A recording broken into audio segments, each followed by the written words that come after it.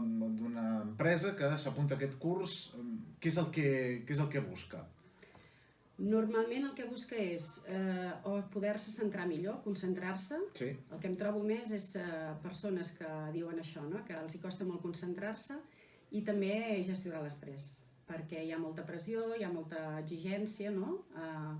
I després també, clar, hi ha moltes distraccions, amb això que dèiem les tecnologies, no? Tenim inputs que ens arriben. La pantalla de l'ordinador oberta, amb el Facebook, Twitter... Amb l'avís del correu, amb el so que ens fa el WhatsApp, etc. A vegades hi ha persones que tenen 2 mòbils, tenen 2 tipus de sons, etc. I clar, cada interrupció és una pèrdua de temps. El cervell ha de fer un esforç per tornar-se a concentrar. I llavors, doncs, bueno, sobretot ja dic, és el tema de presa de decisions també, però sobretot és gestió de l'estrès i també ajuda amb la gestió del temps, no? Perquè aprens, bueno, t'ajuda molt a prioritzar. En el cas de tenir el telèfon sempre al costat, què hem de fer? Deixar-lo a l'entrada de la feina? Allò... preparar un moble i quan la gent arribi, mira, escolta, deixa'm el mòbil aquí, me'n vaig a la meva taula de feina?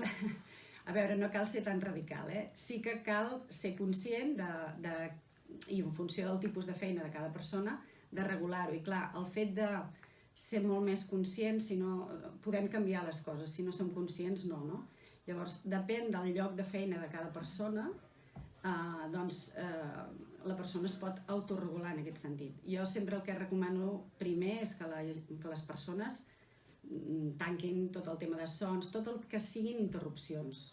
Ja tenim moltíssimes interrupcions. I que sigui la persona la que decideixi en quin moment mira si té missatges, en quin moment mira si són a través del mòbil o si són a través del correu, etc. Però que sigui la persona la que decideix, no sé. Una cosa que recomana, per exemple, amb el tema del correu, com una mesura de gestionar millor el temps, normalment arribem al matí a la feina i tothom, la primera cosa que fa és obrir el correu. Tothom. Hi ha un 100% de persones o un 99%. I clar, el correu ens mana sobre la millor tenim coses que eren prioritàries o que sabem què hem de fer, que el dia abans ho sabíem i ho teníem en compte, però arribem i allò ja ens distorsiona, no? Doncs una bona manera és obrir-lo més tard, decidir en funció de la feina, doncs si l'obres al cap d'una hora, però a primera hora fer allò que és prioritari, no? I això ho pots fer també amb el mòbil o amb els missatges, doncs decidir a quines hores del dia ho consultaràs. I es guanya molt de temps, perquè no som conscients, hi ha diverses aplicacions també de mòbil que ens diuen quantes vegades mirem el mòbil. Aquí a Espanya el mirem un promig de 150 vegades cada dia i hi ha aplicacions que et diuen una mica, que ens ajuden a prendre aquesta consciència i a partir d'aquí la persona pot anar fent petits canvis. L'estrès, com el podem gestionar? La primera cosa que ens interfereix molt amb el tema de l'estrès és què pensem. És a dir, la situació, davant d'una mateixa situació hi haurà dues persones que una s'estressarà i l'altra no. Per tant, aquí juga molt la interpretació que fa la persona. El cervell sempre, la tendència és pensar en negatiu o en pensar en el pitjor escenari per preparar-se per allò que pugui passar.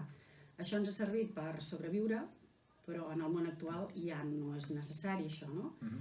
I el cervell continua funcionant igual. Llavors, el que hem de treballar, diguéssim, és aquest pensament, no?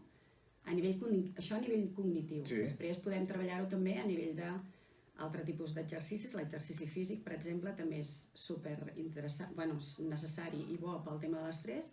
I després l'exercici mental, que aquí entraria eines com el mindfulness, ioga, el tai chi, és a dir, totes aquelles eines que fan que estem presents en allò que estem fent ens ajuden a gestionar millor l'estrès, perquè ens convertim una mica en observadors d'allò que ens està passant i ho podem analitzar d'una altra manera, sense reaccionar, sinó respondre a algunes de les situacions que tenim.